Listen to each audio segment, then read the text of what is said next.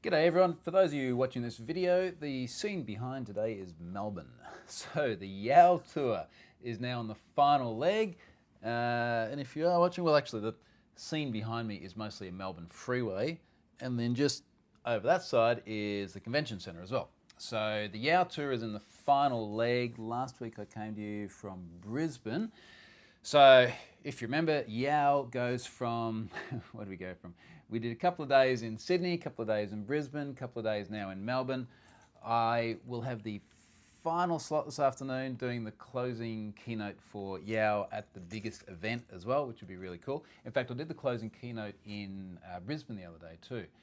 And I don't know if it was like the style of the room, because it was much more sort of an auditorium kind of room where for me, everyone's kind of, sitting up there looking down, or if it was the fact that we kind of, it was just the end of the event, everyone's a bit chilled out, or the fact we were going to go and drink beer afterwards because they had that just outside the doors. I think everyone's very excited about that. But it was just a really, really super good audience.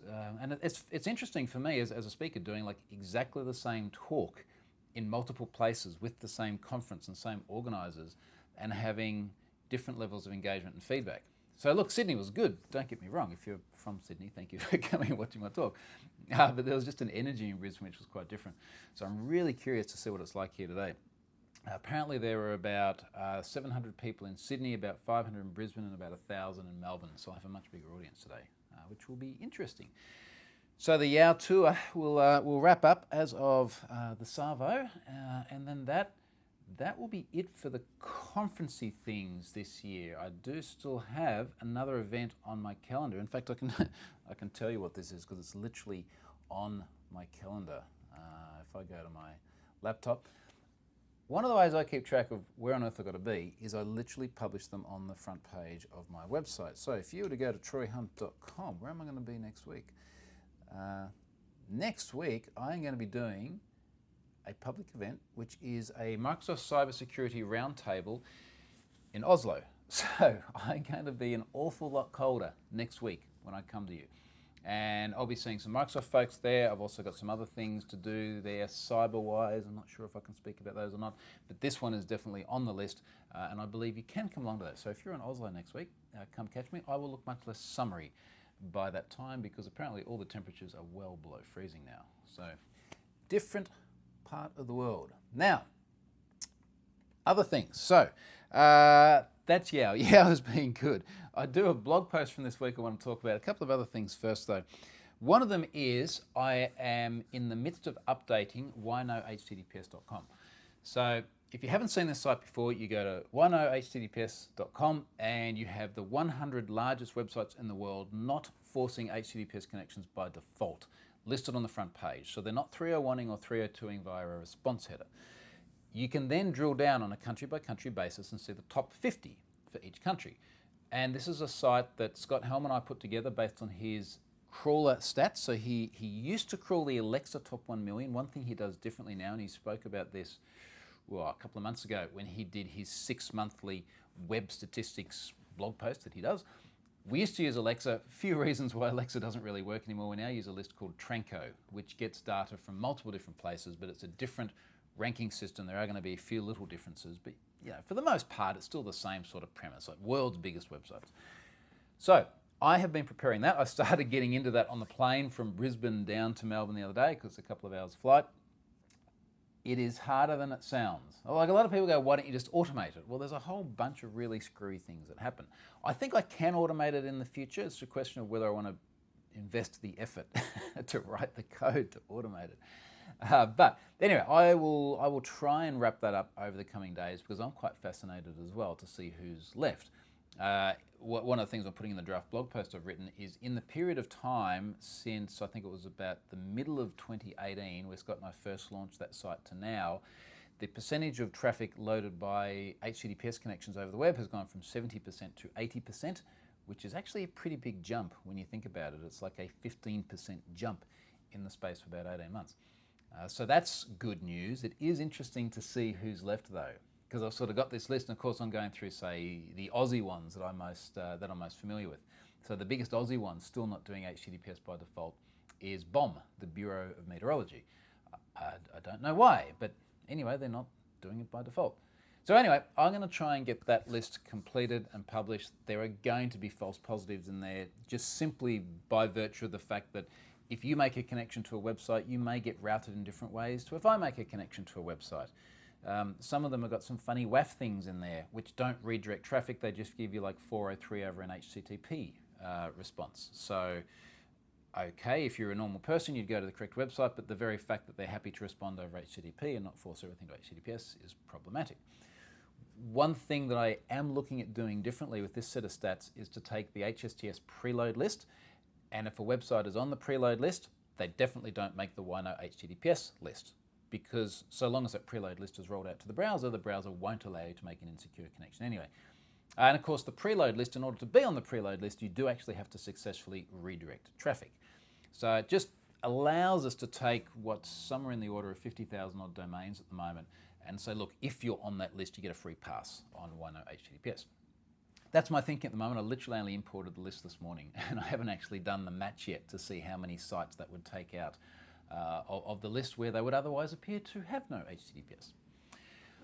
All right, so that's that. That is going to be coming shortly. I might even be able to get that out next week if I'm lucky. A few other things. Ah, man, I just saw a tweet this morning. This bugged me, so I want to talk about it. A tweet which was a screen cap of a Facebook post by GoGetSSL. Now, how shall we explain this? Where did I put it? I think I put it in my Twitter feed here. Oh, no, I didn't put it there. All right, so GoGetSSL. Now, this is going to be another case of CAs doing some dodgy stuff, which frankly is very A, misleading, and B, unnecessary. Now, this popped up on my feed, and these guys have chimed in at some stage as well, which is a bit screwy. All right, so this is a sponsored ad that someone has seen on Facebook, and the ad says this: tired of complicated setup and 90-day renewals? Get trusted, low-cost SSL certificates within just 5 minutes using a friendly and automated system. And then it ellipses off. But the whole premise of this is about saying, are you tired of complicated setup and 90-day renewals? This is like, why would I be tired of something that happens automatically and I don't have to pay any attention to it anyway? So, that was part of it. But the other thing is that the big banner in the middle of their image here says, get cheap 4-year SSL. So they're saying, get rid of the 90-day thing, get 4 years worth of SSL. Now, that is at best misleading, at worst just an outright lie. And Scott Helms chimed in on this. He says, 4-year certificates, I highly doubt that, given it to be a breach of the baseline requirements. Care to comment? Go get SSL. So he's now tweeted them into the thread. So baseline requirements only allow for a maximum of, I think it's 27 months for a certificate. And of course, there was recently a proposal to reduce that even further because long-running certificates pose all sorts of other problems. Now, GoGetSSL has then chimed in. Dear Scott, it's rather formal. So, dear Scott, please read the wiki about SSL subscriptions. For security reasons, the CA browser guidelines SSL issued for 27 months, and later you just get a new file for another period. Now, and they then go on and say, actually, Sectigo already offering 5-year SSL. Grammar not a strong point, apparently. So, what they're saying here is that what CAs will do is they'll offer you certificates for a period of time that exceeds the baseline requirements. Now, you don't actually get a certificate that runs longer than that period. What you do is you pay in advance to get the certificate renewed later on. And then, of course, because it's a manual process, then they send you the certificate and you have to go through and manually renew it. And I've sort of chimed in here as well, and I've said, so it's not a 4-year SSL, it's half that. Then you need to go through the rigor of manual reinstallation and actually pay money for it in an era of free and automated certs. Got it. As Scott says, I love how their ad complains about frequent renewal and at the same time lies about renewal frequency, which is just so consistently shady. And I don't understand why they need to be so deceptive. I mean, is it, and this is, I guess, a rhetorical question, but is it that the strength of the product cannot stand up on its own merits? Do they have to misrepresent what it does in order to get people to buy it? And if that's the case, why don't we have regulators clamping down on this? I've been really, really tempted, actually, to go and make a complaint to like fair advertising standards here in Australia. If I can find a CA advertising in Australia with crap like this, or advertising things like getting the green address bar with an EV SSL. So, okay, well that doesn't happen. You're not allowed to mislead consumers that way. I wonder what would happen if we made a complaint. In my spare time, I'm going to test that. All right, so that's those guys. Now, something else that popped up just before I started recording this, and it's another one of those things that really bugs me. And actually, I opened up a reference on the PC here as well. And it's kids tracking watches. Now, you wouldn't believe this, but apparently kids tracking watches have got some serious security vulnerabilities. So the one that's popped up just here is a story on CNET from today, maybe yesterday, American time. It says, the title of this is, "These kids' smartwatches have security problems as simple as 1, 2, 3. Byline, the default password on these smartwatches sold on Amazon could let hackers track and eavesdrop on children." Now, I only sort of read this as I was walking up to the hotel here before recording this, but it looks like Rapid7 has gone to town on these things. Their smartwatches cost less than $40, marketed as tracking devices to keep tabs on kids and allow parents to send messages and phone calls to their children. This sounds eerily familiar, doesn't it? The watches are also accepted configuration commands through text messages, which means a potential hacker could change settings on the watch, putting the children at risk. Oh, man. And anyway, it basically just seems to be the same old crap with these smartwatches, like just crazy, crazy low-hanging vulnerabilities in devices that are meant to keep your kids safe. Another glaring flaw Rapid7 found was that there's no way to contact manufacturers behind 3 smartwatches sold on Amazon. Without any way to reach out to the company, Rapid7's researchers raised concerns that there would be no way to fix these vulnerabilities. They also found that 3 smartwatches had the exact same default password. You ready for this? 1, 2, 3, 4, 5, 6. It's unlikely people would change this password, as the devices don't even tell the users that passwords exist or how to change it. Yep. Now, one of the reasons I just found this particularly interesting is, obviously I was really involved with this TikTok track watch situation back earlier this year. I think it was about April. So this is the one where my mate Ken Munro in the UK said, look, I think these things have got egregiously bad vulnerabilities being sold in Australia, marketed at parents to watch their kids. Of course, they did have egregiously bad security vulnerabilities. They had to get yoinked offline, fixed, embarrassed company, came out, and eventually kind of admitted fault, but also wanted to throw a lot of blame at Ken and I as well. In fact, I was just looking at some of my notes when I did a search, and yeah, some of the comments that were made directed towards Ken and I, who did report this privately, waited until the things were offline, the vulnerability was certainly no longer exploitable before going public, like did everything right that we'd accept in this industry. Some of the comments were not very nice. So we're going to keep getting mileage out of it. Now, to that effect, when I was just searching through my tweet history here, I noticed on the 25th of November, Graham Cluley shared a story. Chinese children's watches reveals location and data of thousands of children. And then the story basically goes through the same old crap as we've always seen, just as in this case just here, just as in the TikTok track situation. And I quote tweeted this, and I said, this follows the findings the Ken Munro show and I made earlier this year, TikTok track, which followed findings of, geez, didn't write this tweet very well, other kids watches before that. This pattern is alarmingly predictable. So the point I was making here is that this is an alarmingly predictable pattern. We saw it with TikTok track, we'd seen it with watches before that, we'd seen it with the one that Graham had tweeted here. Now TikTok track chimed in and they said, TikTok track has invested heavily in ensuring we remediated any findings from April and are committed to working with industry experts to ensure we are mitigating any risks. Now, I want to put that in the context of what their website said at the time that they had all those vulnerabilities. So we got this tweet here where I've said, look, this is an alarming trend. We keep seeing kids watches over and over and over again have alarmingly bad security vulnerabilities, just like TikTok track did. They've gone, we take security seriously. Their website, and I've got this on my screen here because it's part of my keynote for Yao, is the title here. First of all, it's got a padlock on the page, so you know that everything's going to be okay. Then it says, TikTok track software is custom built and securely hosted in Brisbane, Queensland. One secure. Byline there, we take the security of your data seriously and have invested in developing our own platform. A little bit contradictory. developing our own platform for all devices to connect to. So the point I'm making here is they put a lot of emphasis on saying how secure their thing was at the time when it wasn't. It was egregiously bad. And when I look at the tweet thread here, they're putting a lot of emphasis on saying how secure that you see why I'm a little bit suspicious about the whole thing. So I might just add to this thread. I might just put a little bit more into this because this is... Anyway.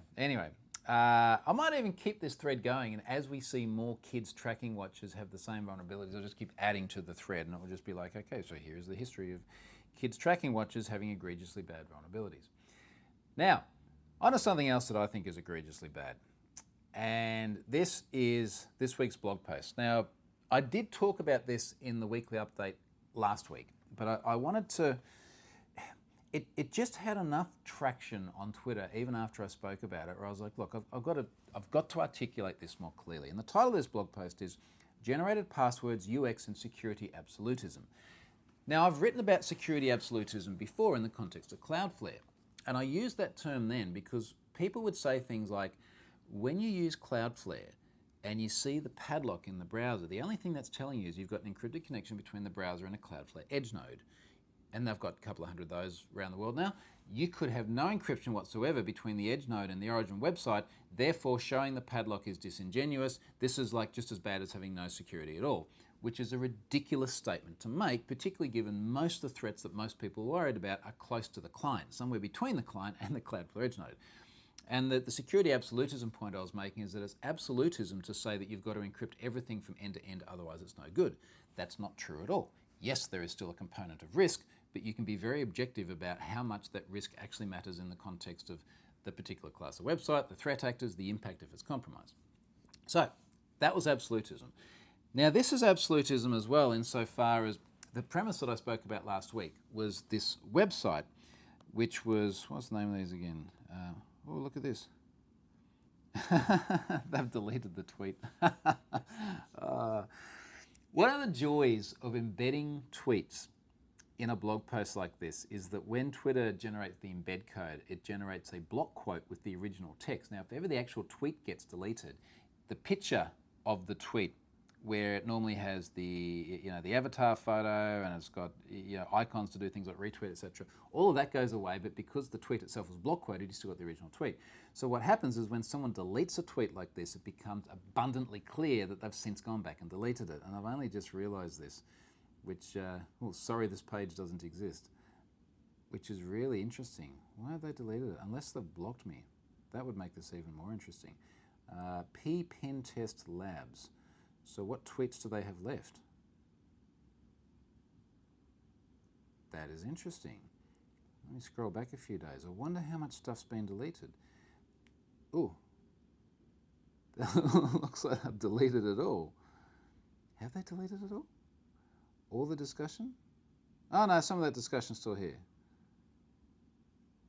Anyway, let me go back to the actual story. I've got to go back to the blog post now.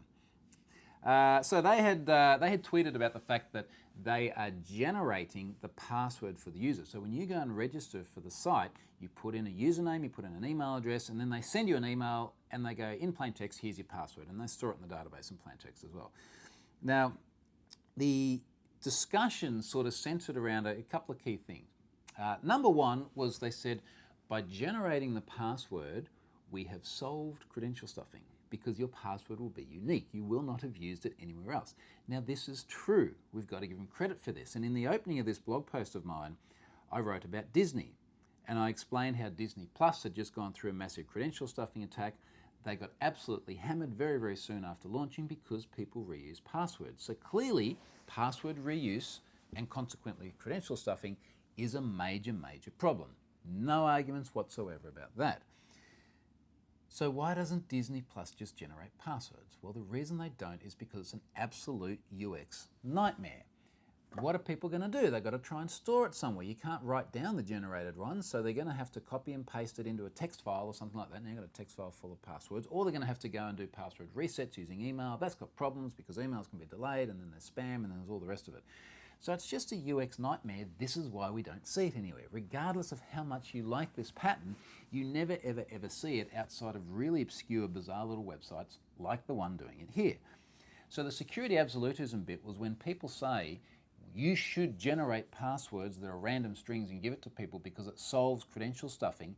That completely discounts everything else. And actually, let's see if they've deleted other tweets here. This will be fun. Because they made other tweets supporting their position. Yeah, they did. All right. But it's quote tweeted, so it's not quote tweeted, but there's a block quote, so it's here. So, one of the screwy things they said is, we are willing to trade UX anytime if it means more security for our users. No, you're not, because you don't have 2FA. So you don't give people the option 2FA. Clearly, you're not trading UX for security because that is exactly what 2FA is. Also, it's not that simple. You don't just go, yes, we are willing to focus just myopically solely on security at the expense of everything else.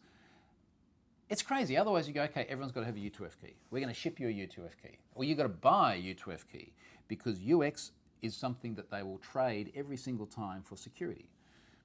But that doesn't make any sense. Oh, look, they deleted the other one as well. Oh, this is fascinating. So basically, their passwords can't be changed. If you want it changed, you have to get in touch with them, and then they just manually email you another one. By unchangeable, we meant that we do have the option within the dashboard. We do not have the option within the dashboard. So handy, this block quote is here. But if the user emails us, we will be able to assist on that. For paid accounts, we verify the request using the PayPal transaction from our PayPal account. Wow, okay, now isn't this curious? So they're the only ones who've deleted tweets, and they've just deleted the ones that I embedded. I find that much more amusing than what I probably should, but anyway. Now, the interesting side outcome out of this as well, where a number of people said they have seen cases in the past where a website has generated passwords for them. And then what they've done is they've taken that password and then they've just used it on all the other websites where they can set their own password. So it doesn't actually solve password reuse. I would argue that that's a pretty stupid practice in terms of taking a generated password and using it everywhere else. But people are right, unless every website generates it. And then like the whole internet is just an absolute pain in the ass to use. But isn't that bizarre? Such a bizarre thing. So anyway, look, I kind of made these arguments, 20 comments on this, so it hasn't gone too crazy. But I don't think ultimately anyone has sort of come up with a good reason why you should actually do this. And certainly as I finished the blog post, I said, by all means, people should robustly debate the merits of alternate auth systems, but you cannot escape the reality that no matter how endorsed you might be in this approach, websites simply don't implement it.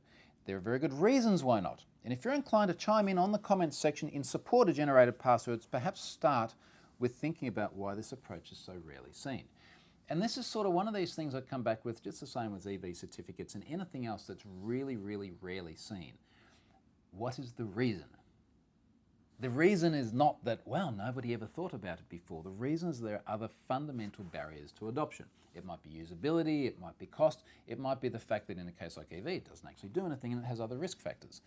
So I always sort of come back to this, like we haven't arrived at this position in the industry just entirely by accident and everything was just a fluke. There are normally decision processes that go into, do I do things like generate a password?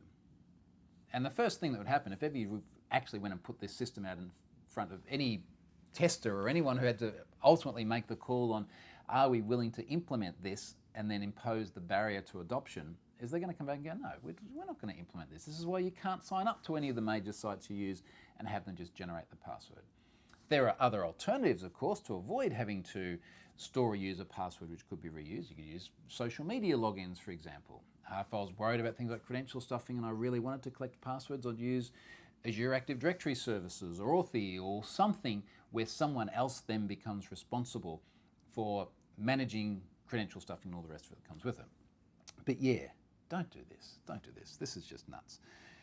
Okay, so last thing is this week's sponsor is also Whois XML API. Again, I mentioned last week, this is a service that I have actually used for many years as well.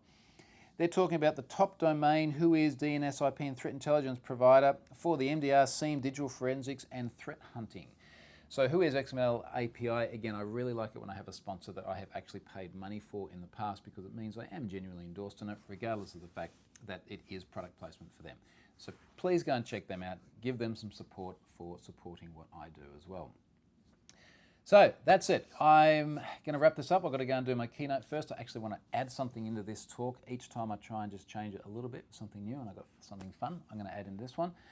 And then, crikey, next week I'm going to come to you from Oslo. So it's going to be a much colder setting over there. And again, if you are around Oslo on Thursday next week, come and check out that session.